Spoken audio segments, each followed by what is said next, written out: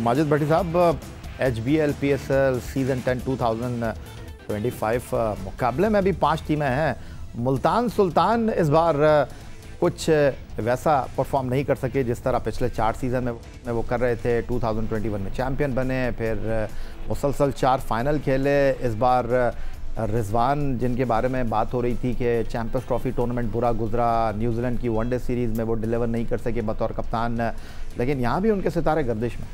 देखें, रिजवान ने स्कोर तो किया लेकिन वो स्कोर मैच विनिंग नहीं था। इवन जिस मैच में उन्होंने सेंचुरी बनाई वो मैच भी उनकी टीम हार गई। फिर जो मुल्तान को जो सबसे बड़ा सेटबैक रहा वो फॉरेन प्लेयर्स का रहा। फॉरेन प्लेयर्स आप देख लें, मुझे एग्जैक्ट आदाद शुमार अब याद नहीं है, लेकिन मुल्तान के जो 4-5 बैट्समैन हैं उन सब ने मिलकर शायद 150 रन भी 8 मैचेस में नहीं बनाए। तो मेरे ख्याल में एक तो कप्तान फ्रंट से लीड नहीं कर सके, मोहम्मद रिजवान के पास जो अवेलेबल प्लेयर्स थे उससे वो इतनी अच्छी टीम नहीं बना सके। मेरे ख्याल में एक काफ़ी कंसर्न की बात है कि कप्तान ख़ुद जब प्रेस कॉन्फ्रेंस में शिकवा कर रहे हों प्लेयर सिलेक्शन पे, तो इसका मतलब है कि रिजवान की मर्ज़ी के बगैर टीम बनाई गई और उस टीम से रिजवान भी खुश नहीं है और वो टीम रिज़ल्ट भी नहीं दे सकी। तो लग ये रहा है कि मुल्तान के पास अब बचा तो कुछ नहीं, लेकिन आखिरी 2 जो मैच हैं उसमें लग ये रहा है कि ऐसा ना हो कि वो 2 मैचों में दूसरों का खेल ख़राब करके हम तो डूबे हैं सनम, तुमको भी ले डूबेंगे। लेकिन माजिद भट्टी साहब, अपने कप्तानों की बात की और पाकिस्तान सुपर लीग का एक नाम है, मुकाम है, और इस बार ये PSL जो है वो IPL के साथ हो रही है। एक ही विंडो है दोनों लीग की। जो इस लीग में परफॉर्मर हैं वो एक बार फिर गैर मुल्की खिलाड़ी जो कि इस वक्त इंटरनेशनल क्रिकेट नहीं खेल रहे, वो आपको टॉप पर दिखाई दे रहे हैं, चाहे बैटिंग हो चाहे बॉलिंग हो। जो सवाल इस वक्त मैं आपके सामने रखने लगा हूँ वो ये है कि ये प्रोफेशनल क्रिकेटर्स हैं, लेकिन जिन कप्तानों को हम देख रहे हैं, जब टॉस के बाद उनसे यह पूछा जाता है कि आपकी टीम में तब्दीलियाँ क्या हैं, या तो वो कहते हैं कि जी मुझे नहीं पता टीम में आज तब्दीलियाँ क्या है, या वो खिलाड़ियों के नाम नहीं बता पाते। तो मासिवाय कराची किंग्स के बाकी 5 फ्रेंचाइजीज के जो कैप्टन हैं वो पाकिस्तान के क्रिकेटर हैं। अगर उनको अपने खिलाड़ियों के नाम नहीं पता तो आपके लिए ये हैरानकुन बात नहीं है? बिल्कुल हैरानकुन बात है, और लग ऐसे रहा है कि शायद वो इस लीग को इतना सीरियस नहीं ले रहे जितना वो पाकिस्तान से खेलते हुए सीरियस होते हैं।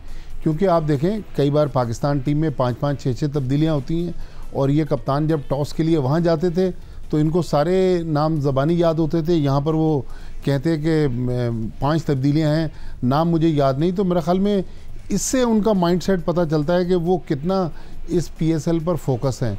तो फ्रेंचाइज मालकान जो हैं उनको भी इस चीज़ को देखना पड़ेगा कि भाई अगर कप्तान फोकस हैं तो उनको फिर नाम याद क्यों नहीं है। तो इसका मतलब ये है कि वो नज़र नहीं आ रहे कि इतनी उनकी तवज्जो जो है अपनी टीम की तरफ से, वो टाइम पास कर रहे हैं, चूँकि पैसा बहुत ज़्यादा इन्वॉल्व है, अपना पैसा बनाकर आगे बढ़ रहे हैं। रोज़नामा जंग कराची के क्रिकेट कॉरेस्पॉन्डेंट अब्दुल माजिद भट्टी साहब हमारे साथ मौजूद थे। पाकिस्तान सुपर लीग सीज़न 10 2005 अब बड़े दिलचस्प मरहले में दाखिल हो गया है। कराची किंग, लाहौर कलंदर और पेशावर ज़ल्मी आखिरी 4 टीमों के जगह हासिल करने के लिए इनके दरमियान बड़ा सख्त मुकाबला है, और कैसे ये मुकाबला है हमने आपके सामने इन तमाम चीज़ों को रखा। पाकिस्तान हॉकी टीम के साबिक कोच ओलंपियन ख्वाजा जुनैद ने ज़ाती कोशिशों से शोरा आफाक पेनल्टी कॉर्नर स्पेशलिस्ट नीदरलैंड के फ्लोरेस जॉन बोवलेंडर को पाकिस्तान मदऊ किया। Olympian Khawaja Junaid hockey academy ने डच एम्बेसी के ताउन से नीदरलैंड के खुसूसी दिन डच किंग डे के मौके पर बोवलेंडर को पाकिस्तान आने की दावत दी, जहां उन्होंने 1990 के हॉकी वर्ल्ड कप फाइनल में पाकिस्तान के खिलाफ फतह की यादों को ताज़ा किया। 1990 के हॉकी वर्ल्ड कप के फाइनल में पाकिस्तान और नीदरलैंड की टीमें मद्दे मुकाबिल थीं। दुनिया का सबसे बड़ा हॉकी स्टेडियम तमाशाइयों से खचाखच भरा हुआ था, जहां बोवलेंडर ने पाकिस्तान के खिलाफ फाइनल में रिकॉर्ड तमाशाइयों की मौजूदगी में 2 गोल करके अपनी टीम को आलमी चैंपियन बनवाया था।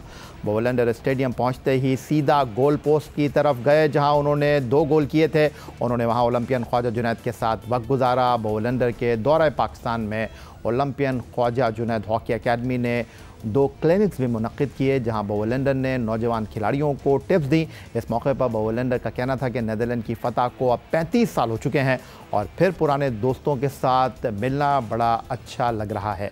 अपनी यादों को ताज़ा करने के लिए अपने पुराने साथियों के साथ यहाँ नुमाइशी मैच खेलना अच्छा रहेगा। और इस वक्त लाहौर से वीडियो लिंक पर हमारे साथ मौजूद हैं पाकिस्तान हॉकी टीम के साबिक manager, coach Olympian Khawaja Junaid. आपको खुशामदीद कहते हैं। ओलंपियन ख्वाजा जुनैद, आपको पाकिस्तान में हॉकी के चाहने वाले बोवलैंडर के नाम से जो हैं वो तो बाखूबी वाकिफ़ हैं और पाकिस्तानी खिलाड़ी भी उनके मद्दा रहे हैं। उन्हें पाकिस्तान बुलाने का ख्याल आपको कैसे आया?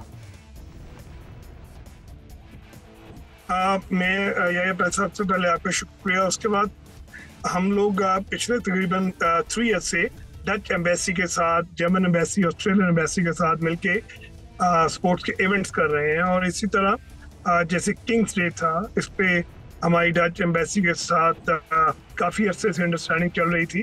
तो देन हमने उनको रिक्वेस्ट किया कि इस किंग डे को अगर आप हॉकी ग्राउंड में सेलिब्रेट करना चाहते हैं तो देन हमें बोवलैंडर को बुलाना चाहिए। और उसके ऊपर मैं समझता हूँ कि मशावरत हमारी जो है वो कंक्लूजन पे पहुंची एंड देन बोवलैंडर को इंगेज करके उसको पाकिस्तान बुलाया गया।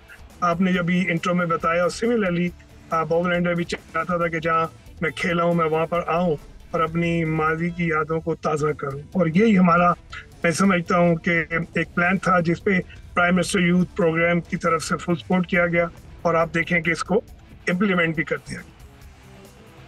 अच्छा ख्वाजा जुनैद साहब, आप पंजाब हुकूमत के साथ भी वाबस्ता हैं और उनके यूथ प्रोग्राम में उनके फोकल, जिस तरह आपने बताया, तो जब आपने डच हॉकी स्टार बोवलैंडर को पाकिस्तान आने की दावत दी तो पाकिस्तान हॉकी फेडरेशन समेत दीगर इदारों को भी यकीनन मुत्तला किया होगा, लेकिन उनके दौरे में ना तो पाकिस्तान हॉकी फेडरेशन की कोई नुमाइंदगी नज़र न आई, ना पाकिस्तान स्पोर्ट्स बोर्ड और पाकिस्तान ओलंपिक एसोसिएशन की। नहीं, इसमें जो हमने इस्लामाबाद में क्लिनिक किया तो वहाँ पर director general Pakistan sports board Yasir Pirzada वो खुद तशरीफ लाए और स्पोर्ट्स बोर्ड का पूरा अमला आया और डेफिनेटली उसमें हमें उन्होंने सपोर्ट भी किया ग्राउंड एंड फैसिलिटीज़ में। इसी तरह पंजाब स्पोर्ट्स बोर्ड ने भी हमें फुल फैसिलिटेट किया ग्राउंड एंड तमाम फैसिलिटीज़ में। और हमने तमाम अदारों को इनवाइट किया, जिसमें पाकिस्तान हॉकी फेडरेशन है, पाकिस्तान ओलंपिक एसोसिएशन ने पार्टिसिपेट किया, जिसमें हमारे लंच में जो प्रेसिडेंट हैं हमारे आरिफ सईद साहब तशरीफ लाए। इसी तरह खालिद साहब जो है हमारी लाहौर के क्लिनिक में तशरीफ लाए। मैं समझता हूँ कि ये इस इवेंट में तमाम स्पोर्ट्स के जो हमारे हाई प्रोफाइल ऑर्गेनाइजेशंस हैं उन सब ने पार्टिसिपेट किया।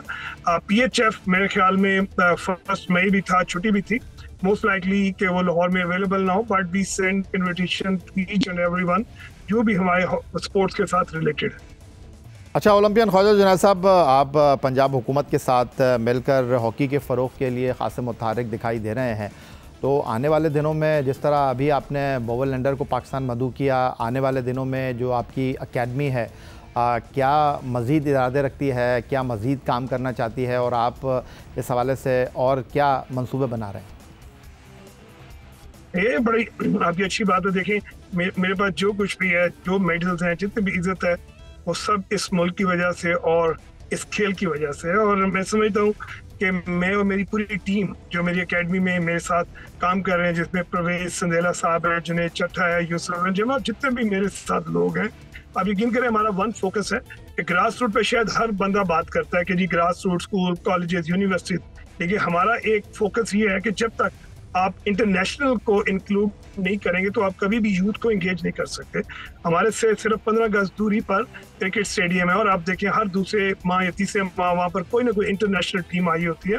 और यही वजह है कि क्रिकेट के अंदर एक जो रुझान है, जो बच्चों का शौक है, वो यही है कि वहाँ पर इंटरनेशनल क्रिकेट हो रही। तो हमारा भी यही टारगेट था कि इंटरनेशनल जो इवेंट है उसको मुनक्कद करें। हम लोग एक यूरोप में इवेंट करना चाह रहे हैं जिसमें हॉलैंड, बेल्जियम, जर्मनी और पाकिस्तान से टीम हो।